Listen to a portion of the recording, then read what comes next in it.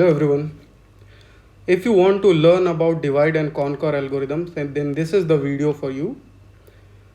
So divide and conquer paradigm algorithmic paradigm is a way of solving a problem in which we divide the problem into smaller sub problems, we solve them, and then we combine them together to make the uh, final solution.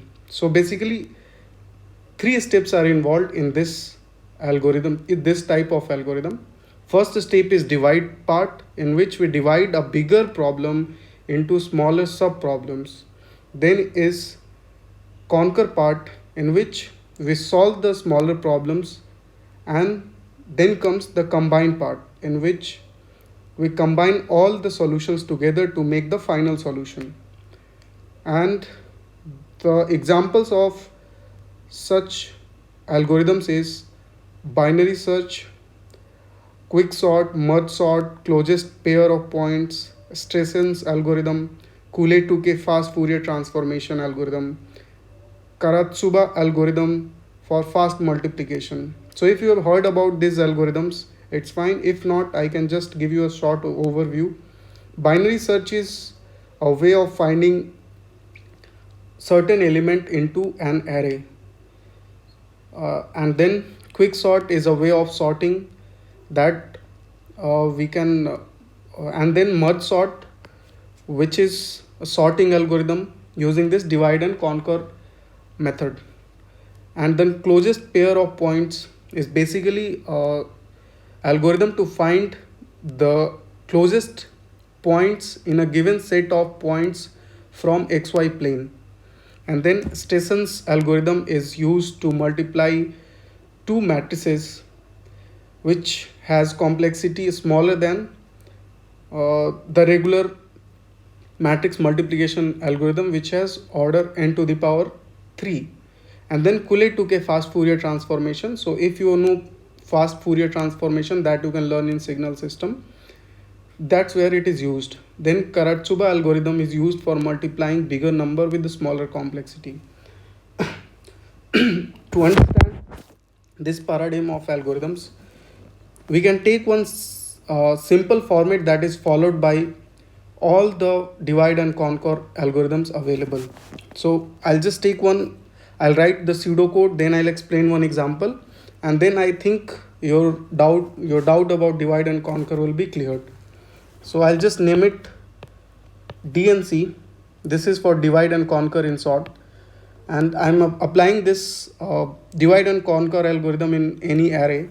So I'm passing this array A, then I and J. So I is the lowest index and J is the highest index in the array A, in between which I want to apply this divide and conquer algorithm.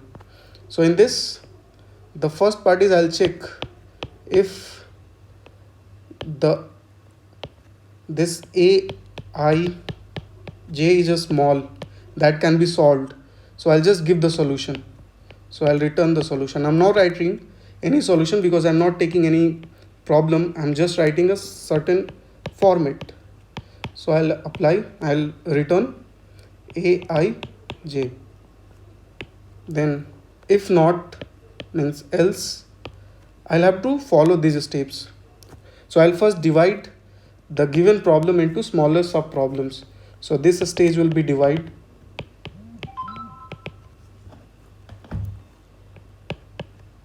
And then I need to, if I've got two parts here, the problem will be divided. So after that I'll apply this. Suppose this is the index, based on that I'm dividing the array. So I'll apply this same algorithm C and D to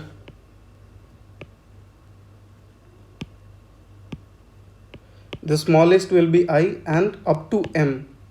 And then I'll apply up to from M plus 1 to the end where I've the highest index I've applied to, the provided to. Then I need to combine them. This will be the last step, so I'll just call it something k. So I need to pass b and c,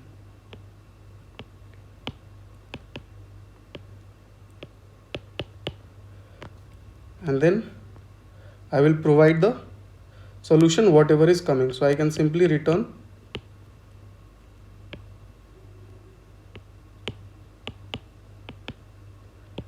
k and our method will end. So you can see here a bigger problem is divided into two equal parts.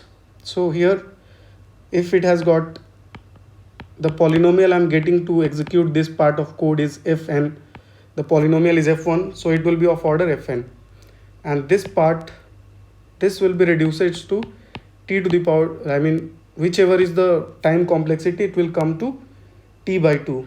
Similarly these two are same sub problems, so it will have the same time complexity but half of this. Now if suppose during combining all the problems I have to use a different polynomial.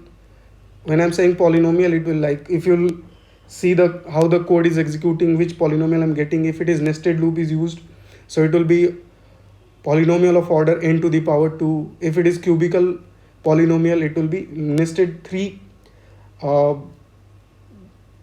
loops, so it will be n to the power 3, like that. So I'm using polynomial 2, so it will, whatever order is here, it will be depending on the problem statement. Now I'll take one example. A very popular problem we know already is binary search problem. The simplest and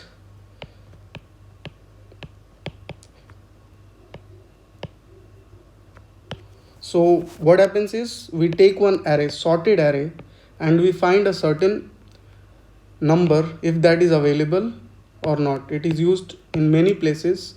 I'll take a smaller array, 1 2 3 4 5 6. Let's make it 7. 1 5 7 9 10 12 13. I'm taking a random array and the random numbers, so it has got index 0 1 2 3 4 5 6. So what I'll do is, first I will divide it into two parts. And sorry, if I have to suppose find one number, suppose 10, so I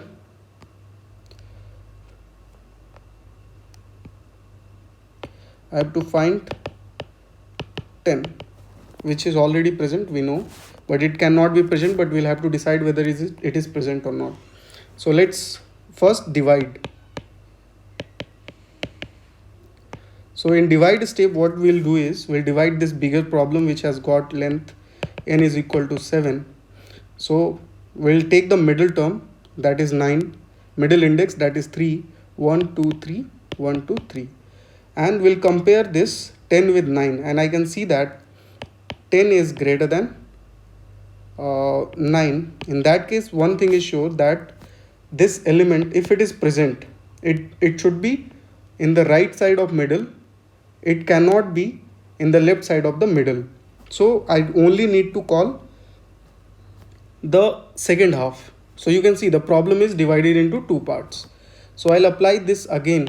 The same algorithm will be applied here. I'll again divide it, I'll again find it, and then I'll find my solution. So this is the steps needed. So if I'll again divide this, I'll come to this part which has got length 3 and middle is 12. I'll compare 10 with 12 and I'll see that in the second step, this is first step, this is second step, I'll see that 10 is lesser than 12, means 10 has to be in the left of the middle, it can't be on the right. So here 10 will be found. If suppose I have to find 11, I'll get to know that 12 is smaller than 11 is smaller than 12, but there is only one element. If I'll apply that binary search algorithm method again on this simple one element, I'll get to know that it is not equal, means it is not present. So that's how I'll take the decision. So now let's talk about the complexity. So talking about complexity, I can see that if the length is 7, first it is divided into two parts. So one part is coming for 3, then again it is divided into this part. So again two part, and the length is 1. So basically it is going like that. If it is even number, you will get to know that it is keep on getting half. So if suppose the length of the array is n, the first run will go for n by 2, then again the complexity will reduce to n by 4, then it will reduce to n by 8, then it will keep on reducing, it will be up to n by 2 to the power n. It will be like that 2 to the power k.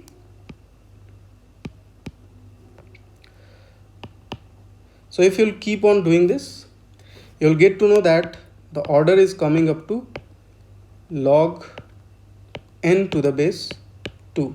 So this is the time complexity. That's how if you have to search this 10 linearly, if you have to access each and every element, so in that case, in worst case scenario, your time complexity will be of order 7, means order n. So that's how you can see that log n is smaller than simply n. So that's how time complexity reduces. So this is all about divide and conquer with one example. If you liked the video, please subscribe my channel and share with your friends.